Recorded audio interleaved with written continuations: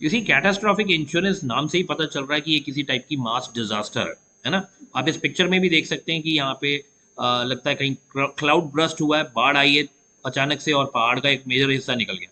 ये blue dress में जो है अपने ये एनडीआरएफ के मेंबर्स हैं, ये डिजास्टर रिकवरी के लिए ऑन द स्पॉट पहुंच गए हैं। कैटास्ट्रॉफिक मीन्स जो लार्ज स्केल डेवास्टेशन, जैसे earthquake, volcano, tsunami, flood, famine, drought, ठीक है। नीचे इन्होंने लिखा कैटास्ट्रॉफिक री इंश्योरेंस, इनको किसी और दिन पढ़ाएंगे आपको। ये सब के सब आपके लार्ज स्केल लॉसेस लेके आते हैं इंश्योरेंस कंपनी के लिए। अब इसमें देखें, insurance to protect business and residents against natural disaster such as earthquake, flood, hurricane. Hurricanes तो हमारे नहीं होते लेकिन साइक्लोन्स होते हैं। अगेंस्ट और कभी कभी मैनमेड डिजास्टर्स भी हो सकते हैं सच एज टेररिस्ट अटैक, इनको भी हम कैटास्ट्रॉफिक में कर सकते हैं, है ना। एंड यू सी टेररिज्म में मेरे एक दिमाग में और चीज आई कि रैंसम इंश्योरेंस भी होती है। यानी जैसे कभी कभी जैसे इंडिया से आपको एक जॉब मिली और आपकी जॉब पोस्टिंग लोकेशन है अफगानिस्तान या कोई और मिडल ईस्ट कंट्री जहाँ पे बड़ा लॉ एंड ऑर्डर का इशू है, वहां पे टेररिस्ट आपको किडनैप करके ले जा रहा है और आपकी रिलीज करने के लिए आपके रिलीज के लिए आपकी कंपनी से रैंसम मांगी जा रही है। तो इस टाइप की पॉलिसी जो है वो रैंसम इंश्योरेंस के अंदर कवर हो जाती है, वो भी जनरल इंश्योरेंस का पार्ट है। इससे जो एम्प्लॉय है थोड़ा सा सिक्योर फील करता है कि You अगर have कहीं 5 minutes remaining. किसी ने पकड़ लिया तो आपकी कंपनी कंपनसेट करने के लिए रेडी है, विलिंग है, ठीक है। इसमें होता क्या है कि इसकी प्रोबेबिलिटी बहुत लो होती है, लेकिन जब भी होगी तो इसका लॉस का क्वांटम बहुत हैवी होगा। तो इन सिचुएशंस में हो सकता है कि कंपनी बैंकरप्टी हो जाए, ठीक है। कैटास्ट्रॉफिक में जो है वो हम लार्ज स्केल डेवास्टेशन की बात कर रहे हैं।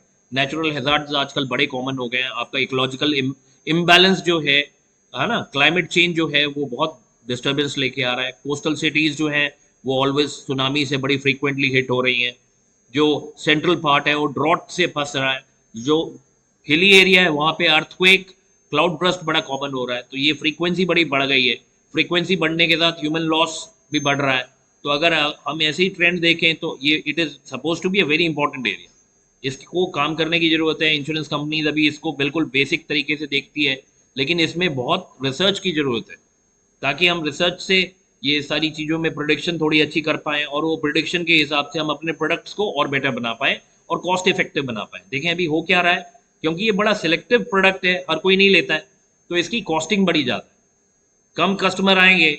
जो इंश्योरेंस का बेसिक प्रिंसिपल है वो क्या कहता है कि आप ज़्यादा से ज़्यादा लोगों को कवरेज में लेके आओ ताकि सबका प्रीमियम आए और सबके लिए हल्का हल्का प्रीमियम लगे और उससे बहुत प्रीमियम इकट्ठा हो जाए जो क्लेम सेटलमेंट के लिए बहुत आराम रहे, है ना। बट अगर ऐसे प्रोडक्ट हैं जिनमें आपके पास कस्टमर बेस ही नहीं है तो प्रीमियम कलेक्शन नहीं हो रहा, तो फिर कंपनसेशन कैसे करेंगे, ठीक है। So is going to be a very tough call यहाँ पे। इसको अगर प्रीमियम को कम करना है तो कवरेज ज़्यादा करना है, लोगों को ज़्यादा लेके आना है, तो उसके लिए रिसर्च इज ऑन कैसे किया जाए ऐसे। और earthquake and floods very common, every year Bihar में फ्लड आता है, जमीन कटती है, नदियों में बाढ़ आ जाती है, उड़ीसा वगैरह, वेस्ट बंगाल, इन एरियाज में साइक्लोन हिट करता है। हाँ, तो आप क्या कर सकते हैं, अगर लोगों को कंपनसेट नहीं करेंगे तो फिर वो सर्वाइव नहीं कर सकते हैं। तो इसके लिए ये जरूरी है कि लोगों में अवेयरनेस क्रिएट की जाए और जो लोग ले सकते हैं एटलीस्ट वो तो लें। जहाँ नहीं लिया जाएगा वहाँ गवर्नमेंट से कवरेज आएगी, ठीक है। सो ये इस तरीके से कैटास्ट्रॉफिक इंश्योरेंस हमारे लिए